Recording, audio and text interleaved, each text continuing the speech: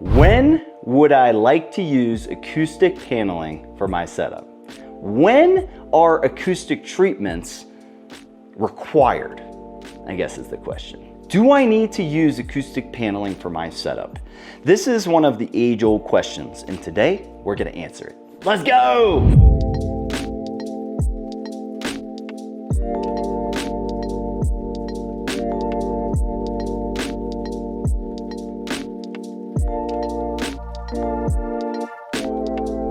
All right, welcome back, Dream Media family. So the answer is acoustic panels typically are always going to make the room perform better.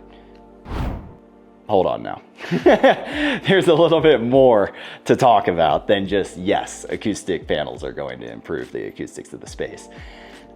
A lot of it has to do with the room itself, right? If we're talking about dedicated home theater use and we're talking about a rectangular shaped square box room, we are going to do the proper acoustic analysis and we're gonna do the proper acoustic planning for that space.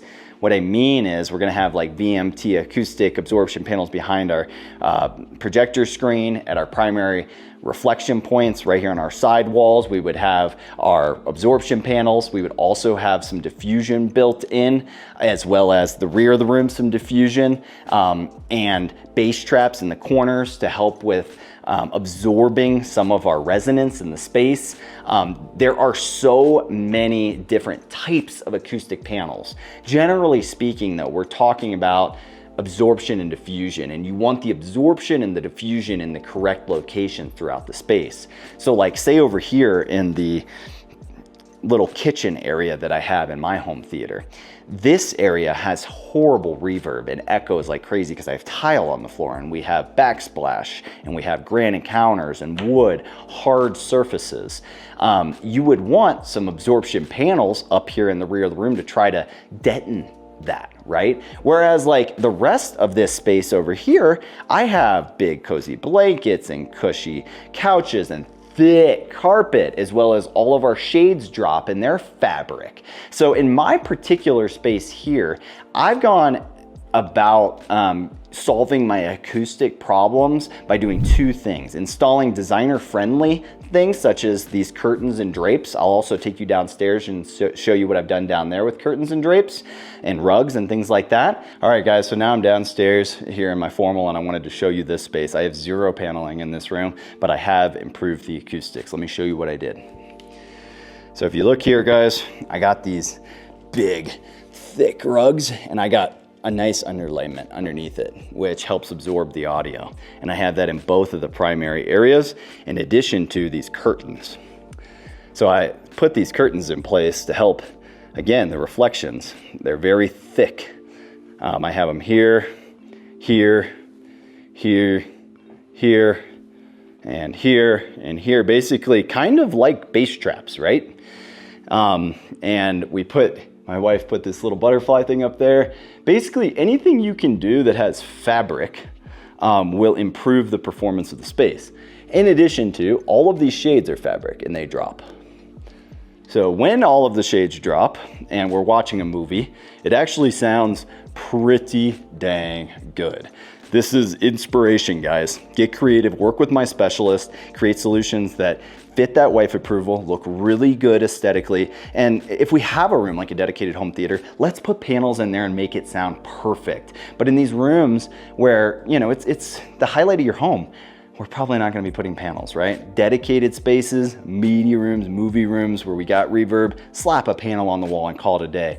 These type of spaces, get with my designers, talk about fabrics for drapes. We can automate drapes, we can automate the shades, we can automate all these things to where it's not hard to use and it makes it sound so much better.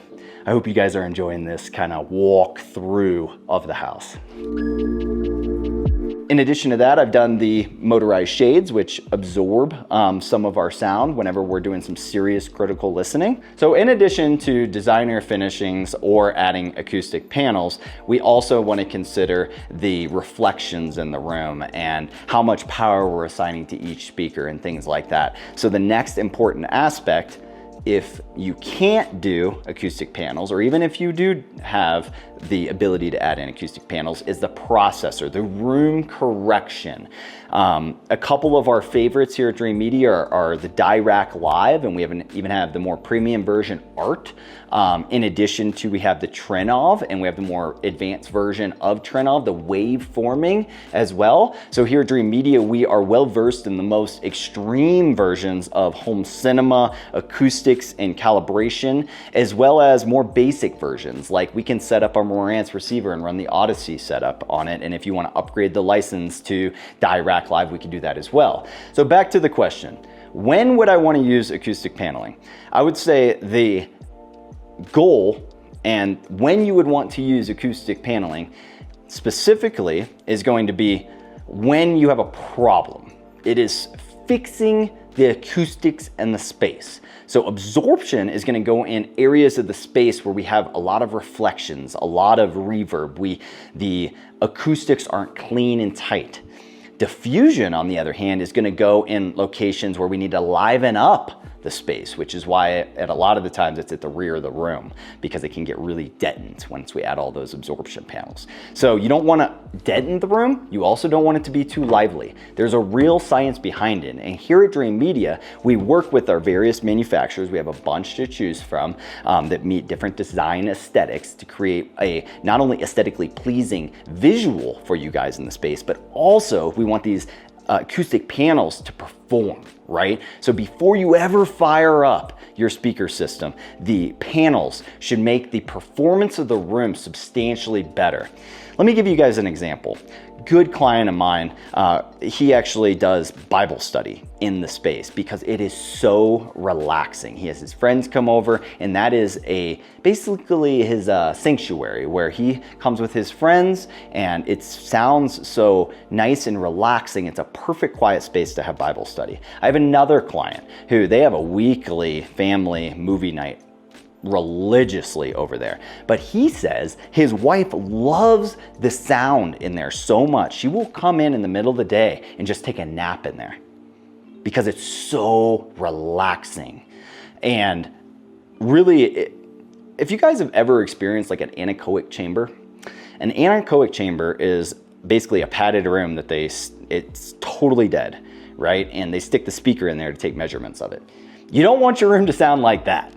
But then, on the other hand, think of a gymnasium, right? Back in school, whenever you bounce the basketball and it's like, doing crazy echo, we definitely don't want that. So if you're hearing reverb, most of the time that's what we're dealing with, is just we're trying to dampen the space. You need acoustic panels. So I hope I answered your questions, as well as gave some examples on how you may be able to solve your acoustics without panels. I understand the wife approval aspect, guys. I'm married, I have kids. Not every decision is necessarily mine. I need to consider my wife, and I need the house to look good. So what we've done in pretty much my entire house is more of the designer route. Like, I went with really thick curtains downstairs. I went with, throughout every inch of this house, the automated fabric shades that help dampen the audio. I put in thick carpet with a really thick underlayment. It's comfy for my feet, but it also absorbs the audio. All of the couches and stuff make a big difference. So, like, as an example, if you were to run your calibration with this room empty, and then you were to run your calibration with all the stuff in it, two completely different programs. So it's important before you run your calibration, or have our experts over to run your calibration for you, that you have the room complete. All right, guys, well, I hope you enjoyed this video and found it informative in helping you make a buying decision. If you like this video, give me a big thumbs up, and don't forget to smash that subscribe button down below for more. Till next time, this is Zach with Dream Media Home Theater. Thank you for watching.